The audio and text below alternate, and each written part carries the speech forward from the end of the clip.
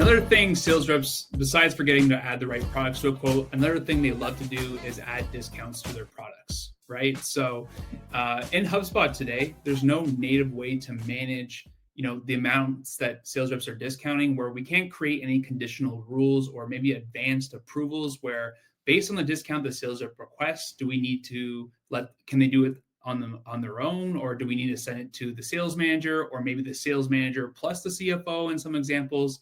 With Quote Happily, we can create very much a conditional rule set where based on the amount discounted, we route the approval to the right person based on, again, the discount field here in HubSpot. So to show you an example of that, we have an advanced approval where we tell Quote Happily, hey, I can let my sales reps discount just under 10%.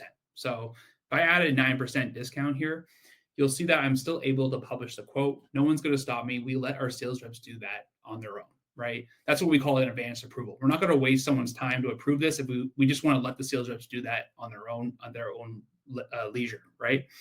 But if I go to a 15% discount, you'll see that what happens here is this published quote will submit to approval, and we have a conditional message here displaying to the sales rep. This will need to be approved by your sales manager. So they can't actually publish this quote and send it to the customer until it's been approved by their sales manager in this case. However, if we go to a 25% discount, maybe that message changes not only to the sales manager, but it also needs to be approved by the CFO because we've reached a discount threshold that's higher than what the sales manager is able to approve on their own, right? So this is where we can do a multi-level approval where it can be sent to not just one person in HubSpot, but we can also send it to multiple people in this case. And last but not least, when your sales reps get a little cheeky at the end of the quarter, trying to get that deal in at a discount that just wouldn't fly with any organization, if I try to do like a 35% discount, we can just outright block a sales rep and say, hey, this is beyond the threshold that we're allowed to do on this product. And we can just block them outright and take away the publish or the approval functionality from them in this example. Now, Max, if you think about HubSpot today and how they run approvals, how much better is that? Infinitely, right? If anyone's like not familiar, because like maybe, and maybe quite frankly, you haven't been quoting on HubSpot because you can't do advanced approvals, right? Like for anyone who's watching that doesn't know, like native quote approvals out of the box in HubSpot require you to get literally every single quote approved, right? And you can only have one person be the approver, right? Which I think would probably drive a lot of people to like run approvals through, through NetSuite. Andrew, is that a thing? Are people like running quote approvals inside of like NetSuite pretty commonly, or using a different app for that?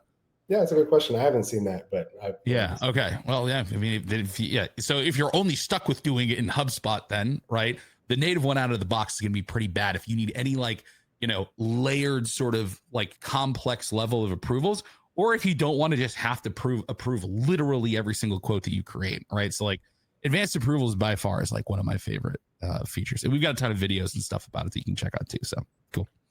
Beautiful.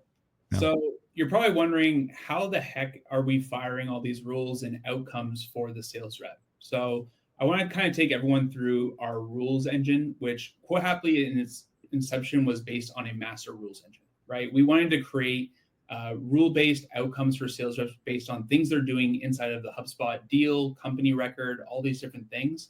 And we want to have relative outcomes for them inside of the quote builder when they're building a quote for a particular customer, right? So for example, I had a couple of outcomes going on that quote today where, for example, if I wanted to block the enterprise discount here, so anytime we have an enterprise product and the discount percentage is greater than 30, we want to block the sales rep in this case and display this message to them, right? We also have those approval rules where, for example, if it's a enterprise approval and it's between 10 and 20%, I want to route this to a sales manager in this case. And this approval key will be important for something I show you later, so please remember this.